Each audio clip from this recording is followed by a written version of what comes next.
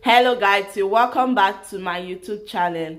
So if you are just coming, you are welcome. My name is Blessing Word.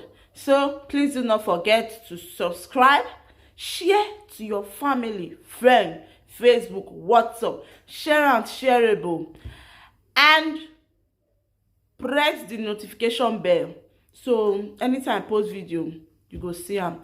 Thank you so much, and as you do that, God bless you all in Jesus name. Amen. So guys, I'm gonna talk 5 things where you need to know before you go marry. For me, 5 things I think say people need to know before they go marry, because many people they jump enter marriage, and at the end of the day you not reach one year they go jump come out.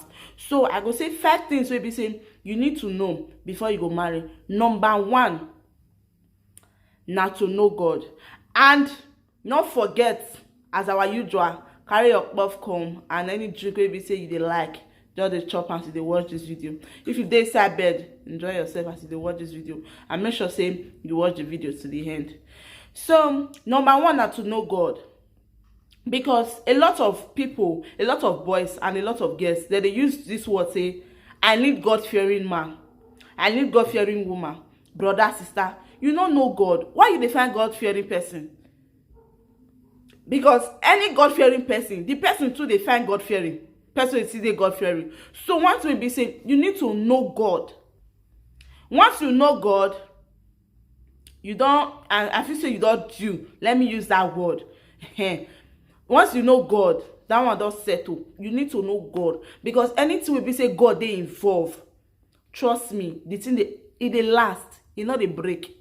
Not be it they last. Anytime you put God involved, you call the name of God before you do that thing. Trust me, they last. God always a day involved. Now you need to know God. And number 2, you need to take responsibility. Be ready to take responsibility. Not say you want marry and you not get work and you want to take care of the wife. It's not possible now. Let's not be sincere to ourselves. Not say the person love me or I love the person. I love. Forget. For this life of your day, so no money, love not the sweet. Not be say no money, no love, but love not the sweet without money. The person guy go say the patient. Now for you to ready, especially for men, ready to take responsibility. Ready, say without you not get what, not think about marriage, just leave marriage. Not just leave marriage. Without God say go bless the works of our hands. So you not get work. How God want to bless the works of your hand? Not just the same because you want marry. How you want to do the marriage? Most start to that one. Engagement ring. How you want to buy them? But that one not really matter. But what it really matter? Say before you go say you want marry, you make sure say you take responsibility. You need to know that one say now you will take responsibility. And woman, I go still advise a lot of women say try more dey supportive. Try wey be say we get something, even if it be say our husband get money, make we try make we say we dey supportive, make we try say we dey help am on our own little ways. Not say because I no need to work, any small thing wey be say you dey do, e go dey bring €2, 10 naira, 5 naira. Now see, it dey helpful, it dey okay. Now you looking like that, but I'll tell you say it dey helpful. And number 3, discover yourself as a man or as a woman. Who you be before you want marry. Know yourself. Like, let me use an example now. Like me now, I feel say I be just emotional person. Let me say that. But I know if you go see marry man, or I be person be say I get hot temper, and I want to go marry man, get hot temper, we go kill ourselves now. You dey understand me? So if you be say you be person be say you dey hot temper, if you want marry man, no, make sure see the man say dey calm. Define yourself as a person. Discover yourself, who you be, who you be first before you go marry anybody, before you go into marriage with anybody. No say I be person be say I no dey tolerate. No go marry a person be say una dey shout together. If the man say 1, you say 2. My sister, at the end of the day, hospital na go be your nearest supermarket to dey run to. So for us to avoid that one, and for us to discover ourselves, know who we be. Not forget, number 1 na to know God. Number 2 na to take responsibility. Be ready to take responsibility for your home, for your marriage, for everything. And number 3, na to discover yourself, who you be, before you go marry. And number 4, na there love for come. So na there the love will be say we dey talk. Love is powerful. Love na just 4-letter words. It's powerful. Love is different from lust. Not lust over person, because if you lust, you don't reach how many days or how many months your eye go clear, and once your eye don clear, don late. Not lust, love. And this love of a matter, na so e be like ocean till dey wave. Sometimes you go just sleep, wake up, you not be even love matter or you, another thing matter or you no understand. No just put love at the first thing of our relationship. I love this boy, I cannot do without him. My sister, once you marry, or my brother, once you marry, not be even the love matter wey dey talk. We go dey fix.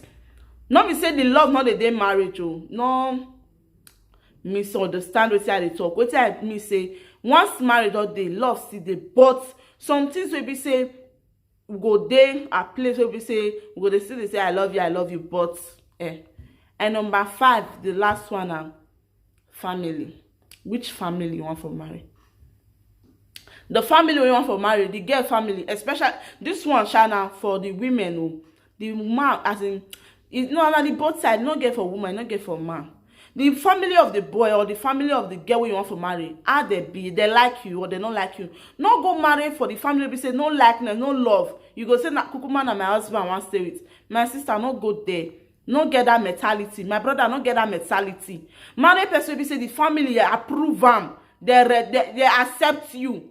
You go dey okay. I not pray say me you and the man get any misunderstanding. No. But it dey okay say you marry man wey be say the people love you, they like you for who you be. Not marry man say when you come they reject you, but the boy still they tell you say I love you, and you they get hope, and now still they plan for wedding, and people outside still they tell you say you not care because now your husband you want to stay, of course.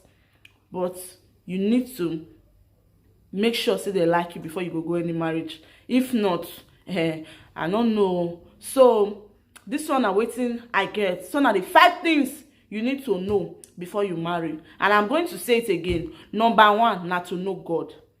Number 2, not to take responsibility of your home. To take, you not get what you want marry. How impossible. And number 3, not to discover yourself, who you be.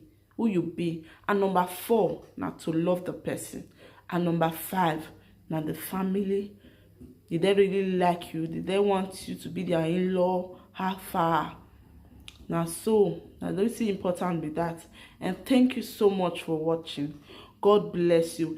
And please do not forget to share to your family, your friend, Facebook, all the shareable. Share. Help our ministry. And as you do that, God bless you all in Jesus' name. Amen. Love you guys. See you in my next video.